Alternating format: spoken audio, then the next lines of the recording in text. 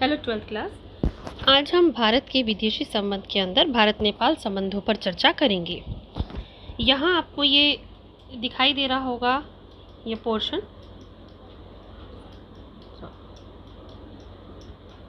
यहाँ हल्का सा ऑरेंज दिखाई दे रहा है। ये हमारा नेपाल है जो भारत के साथ बिल्कुल लगा हुआ है।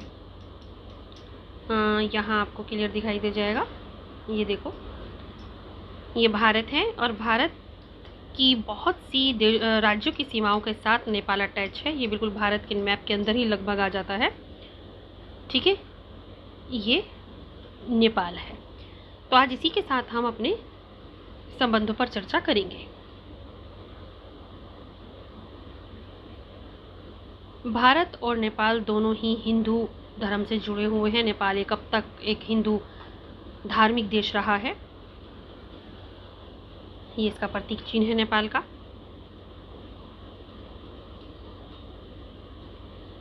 भारत और नेपाल संबंध अनंत काल से, बहुत ही प्राचीन समय से मधुर रहे हैं। बिल्कुल हमारा जो संबंध है वो रोटी बेटी का रिश्ता रहा है। बिल्कुल नज़दीकी संबंध रहे, जैसे कि भारत के अंदर ही कोई एक राज्य के संबंध हैं, वैसे ही हमारे नेपाल के साथ भी एक अटूट संबंध है। धार्मिक, सांस्कृतिक, भाषाई, ऐतिहासिक कारणों से दोनों देश एक दूसरे के साथ जुड़े हुए हैं। हिंदू धर्म और बौद्ध धर्म को हम दोनों साझा करते हैं। बुद्ध का जन्म स्थान, महात्मा बुद्ध का जन्म स्थान लुम्बिनी जो कि नेपाल में है, और निर्वाण स्थान भारत का कुशीनगर है। तो इस तरीके से बौद्ध धर्म हम दोनों का ही से ही जुड़ा हुआ है, और नेपाल की अधिकतर जनसंख्या बौद्ध धर्म को मानने वाली है। 1950 में भारत और नेपाल शांति एवं मित्रता संधि हुई, जिसने कि हमारे संबंधों को और प्रगाढ़ किया और मजबूत किया। आज़ादी के बाद हमारे संबंधों को इस संधि के द्वारा एक मजबूत रिश्ता दिया गया, नाम दिया गया। इस संधि के तहत नेपाली नागरिकों को भारत में भारतीय नागरिकों के समान ही बहुत सारी सुविधाएं और अवसर दिए गए हैं। यह संधि नेपाल को भारत से हथियार खरीदने की सुविधा भी देती है। तो एक महत्वपूर्ण संधि है ये नेपाल की दृष्टि से भी, क्योंकि नेपाल को इस संधि के माध्यम से भारत में बहुत सारी सुविधाएं मिल गई हैं, शिक्षा के क्षेत्र में, हथियार खरीदने के क्षेत्र में, और जो हमारे नागरिकों को सुविधाएं प्राप्त हैं वो यहाँ पे नेपाली नागरिकों को भी प्राप्त हैं। साथ ही हम देखते हैं कि दोनों की ही सीमाएं, भारत की और नेपाल, हमारी दोनों की सीमाएं खुली हुई हैं एक दूसरे के लिए। जब भी हम किसी दूसरे देश में जाते हैं तो हमें वीज़ा की ज़रूरत होती है, लेकिन अगर हम नेपाल जाते हैं या नेपाल के लोग भारत आते हैं तो हमें वीज़ा की ज़रूरत नहीं है। तो हमारी दोनों की ही जो सीमाएं हैं वो एक दूसरे के लिए खुली हुई हैं। शिक्षा के क्षेत्र में नेपाल निवासियों को भारत में विशेष छूट प्राप्त है, खास सुविधाएं दी गई हैं। इनके एडमिशन में भी, यूनिवर्सिटीज़ में भी, यहाँ पे छात्रावास जो है यानी हॉस्टल सुविधाओं में भी नेपाल निवासियों को एक खास सुविधाएं दी जाती हैं। उच्च शिखर वार्ताएं और यात्रा नीति के माध्यम से हमने अपने संबंधों को निरंतर प्रगाढ़ यानी मजबूत किया है। ठीक है, यह हमेशा ध्यान रखना कि समय समय पर हमारी उच्च शिखर वार्ताएं होती रहती हैं। यात्राएं दोनों ओर से ही जो हमारे उच्च राजनयिक हैं, नेता लोग हैं, विदेश मंत्री हों, चाहे वो प्रधानमंत्री हों या दूसरे मंत्री हों, वो एक दूसरे की यात्राएं करते रहते हैं। ठीक है, और जिससे कि हमारे संबंध और मजबूत हुए हैं। नेपाल के वर्तमान प्रधानमंत्री ओली जी हैं, जिन्होंने पद संभालते ही सबसे पहला दौरा भारत का किया था। तो इससे पता चलता है कि हमारे संबंध आपस में कितने मजबूत हैं। इसी तरीके से भारत नेपाल संयुक्त आयोग एक बनाया गया, जो कि एक मुख्य कम्युनिकेशन फॉर्म है, एक मुख्य कम्युनिकेशन फॉर्म है, संवाद तंत्र है, संवाद मंच है, जिसकी अध्यक्षता दोनों देशों के विदेश मंत्री करते हैं, और टाइम टू टाइम पर, समय समय पर संबंधित मुद्दे अगर कोई खड़े होते हैं तो उस पर चर्चा करते रहते हैं। भारत के द्वारा नेपाल को हमेशा हर प्रकार की आपदा में सहायता दी जाती है, जैसे बादल फटना, भूस्खलन, भूकंप आ जाए या महामारी जैसी आपदाओं में हमेशा भारत ने नेपाल के एक बड़े भाई की तरह मदद की। तुरंत उसको राहत सामग्री भारत के द्वारा पहुंचाई जाती है। जैसे इसका एक एग्जाम्पल हम देख सकते हैं कि 25 अप्रैल 2015 को नेपाल में बहुत बड़ा भूकंप आया था, 7.4 तीव्रता का भूकंप आया। तो भारत ने तुरंत अपनी विमानों के द्वारा नेपाल को राहत सामग्री पहुंचाई। इसी तरीके से वर्तमान में कोरोना महामारी से बचाव में हर संभव तरीके से सहायता भारत के द्वारा नेपाल को पहुंचाई जा रही है। अपनी फ्री वैक्सीन नीति में भारत ने सबसे पहले नेपाल को एक प्रमुख उसका हिस्सा बनाया है, उसे फ्री वैक्सीन उपलब्ध कराई है।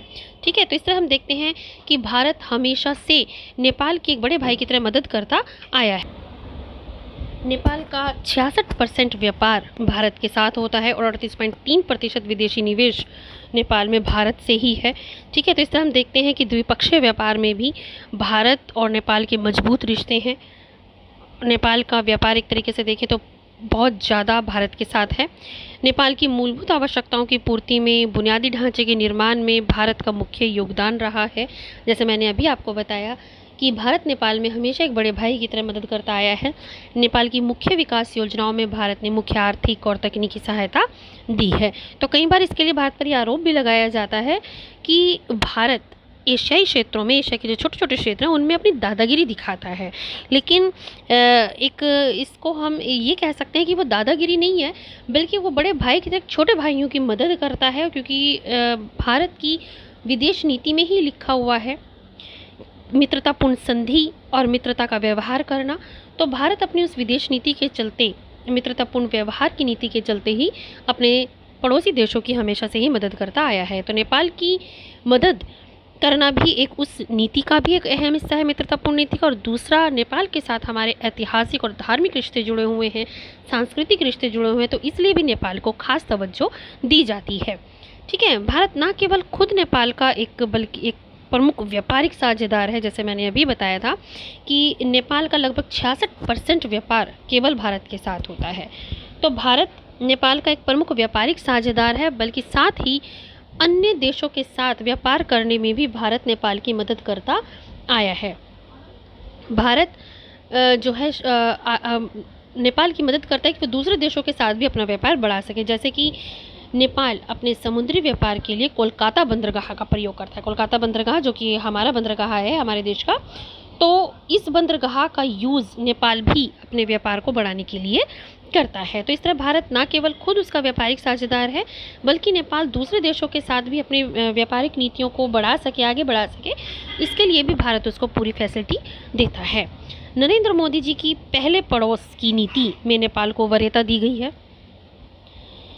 नेपाल और भारत के बीच रोटी बेटी का रिश्ता पाया जाता है। हमारी सीमाएं आपस में बिल्कुल खुली हुई हैं। नागरिक आपस में एक दूसरे के साथ संबंध स्थापित कर सकते हैं। शादी ब्याह रिलेटेड कोई भी संबंध हमारे बीच स्थापित हो सकता है।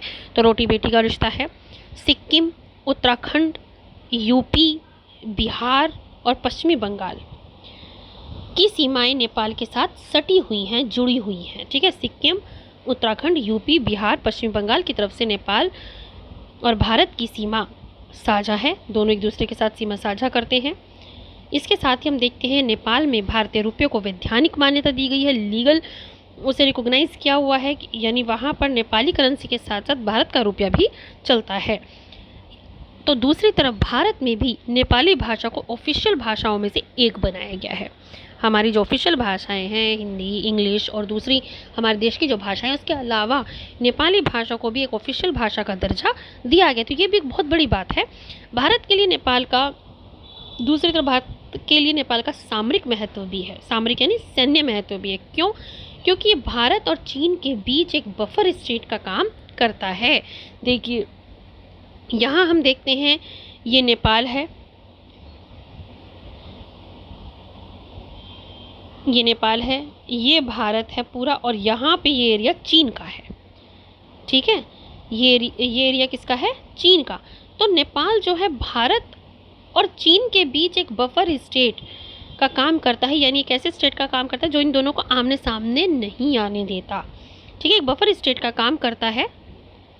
तो इसलिए भी नेपाल का सामरिक यानी सैन्य दृष्टि से महत्व काफ़ी बढ़ जाता है। 2011 से हर साल सूर्य किरण के नाम से भारत और नेपाल के बीच एक संयुक्त सैन्य अभ्यास चलता आ रहा है, जिसके माध्यम से सैन्य प्रशिक्षण कराया जाता है। ठीक है, तो इस तरीके से हम देखते हैं कि नेपाल के साथ हमारे व्यापारिक संबंध भी हैं, सांस्कृतिक संबंध भी हैं, धार्मिक भी संबंध है और इसके साथ साथ हमारे सैन्य क्षेत्र में भी संबंध विकसित होते जा रहे हैं। अब मुद्दा आता है भारतीय नेपाली और भारतीय गोरखा का। ये वो लोग हैं जो नेपाली मूल के हैं लेकिन भारत में रह रहे हैं और इन्हें भारत की नागरिकता भी हासिल है और ये बहुत से क्षेत्रों में भारत की शान भी बढ़ा रहे हैं। जैसे हम देखते हैं सुनील छेत्री, इसका नाम आपने सुना होगा। ये भारतीय नेपाली हैं जो मशहूर फुटबॉल खिलाड़ी हैं। मनीषा कोइराला, माला सिन्हा ये बॉलीवुड अभिनेत्रियां हैं। दुर्गमल जो भारतीय स्वतंत्रता सेनानी रह चुके हैं। सिस्टर निर्मला मदर टेरेसा की संस्था मिशनरीज ऑफ चैरिटीज़ की प्रमुख है रही हैं। आचार्य बालकृष्ण जो पतंजलि आयुर्वेद के अध्यक्ष हैं। उदित नारायण मशहूर गायक हैं। तो इस तरीके से हम देखते हैं कि बहुत से भारतीय नेपालियों ने नेपाली मूल के भारतीय जो हैं उन्होंने भारत की विदेश में अंतर्राष्ट्रीय स्तर पर काफ़ी शान भी बढ़ाई है। कुछ आज लेकिन अगर हम देखते हैं कि नेपाल के साथ जहां हमारे ऐतिहासिक सांस्कृतिक संबंध काफ़ी मजबूत हैं, लेकिन कुछ समय से इन संबंधों में थोड़ी सी खटास आनी शुरू हो गई है। कुछ विवाद के मुद्दे शुरू हो गए हैं जिन्हें हालांकि जल्दी ही निपटा लिया जाएगा। जैसे चीन और नेपाल के बीच संबंध बढ़ते जा रहे हैं जो भारत के लिए चिंता का विषय है, क्योंकि नेपाल के माध्यम से चीन भारत पर डायरेक्ट हस्तक्षेप कर सकता है। भारत में इनडायरेक्ट तरीके से नेपाल के थ्रू वो हस्तक्षेप कर सकता है। ठीक है, 2017 में चीन की वन बेल्ट वन रोड परियोजना चीन ने चलाई थी, उसमें नेपाल मौजूद रहा। नेपाल उसमें एक प्रमुख भागीदार रहा। तो ये भारत को पसंद नहीं आया और उसने नेपाल को इस बात के लिए मना किया कि भाई तुम इसमें से हट जाओ। तो नेपाल ने उल्टा भारत पर आरोप लगाया कि वो नेपाल के अंदरूनी मामलों में हस्तक्षेप कर रहा है और बड़े भाई की तरफ से दादागिरी झाड़ रहा है, कितने व्यवहार कर रहा है और उस पर दबाव बना रहा है। ठीक है, तो इस तरीके से हमारे थोड़े बहुत जो विवाद हैं वो शुरू हो गए हैं। भारत और नेपाल सीमा पर इसी तरीके से मधेशी नेपाल में रहने वाले लोग हैं जिन्हें नेपाल में बहुत ज़्यादा अधिकार नहीं मिले, तो वो समय समय पर आक्रमण मतलब आंदोलन करते रहते हैं। तो भारत नेपाल सीमा पर मधेशियों ने जो आंदोलन किया था 2017-18 के बीच, उसमें भी नेपाल ने भारत का हाथ होने का आरोप लगाया और उस पर आरोप लगाया कि वो नेपाल में अलगाववादियों को भड़का रहा है। इसी तरीके से हाल ही में अभी कुछ समय पहले ही नेपाल ने अपने मानचित्र में हमारे लुपुलेख क्षेत्र को अपना करके दिखाया, तो जिससे भी विवाद काफ़ी बढ़ गया था, हालांकि उसे बाद में हटा दिया गया। सीमा पर नेपाल की तरफ से छिटपुट गोलाबारी की खबरें भी सुनने में आती रही हैं। प्राइम मिनिस्टर ओली ने भारत पर कोरोना वायरस को फैलाने का आरोप लगाया कि भारत के नागरिक जो नेपाल में आए और नेपाल में उन्होंने कोरोना वायरस को फैला दिया। तो इस तरह से कुछ विवाद टाइम टू टाइम अब थोड़े समय से हमारे शुरू हो गए हैं, जिसको नेपाल पर चीन का प्रभाव के रूप में देखा जा रहा है।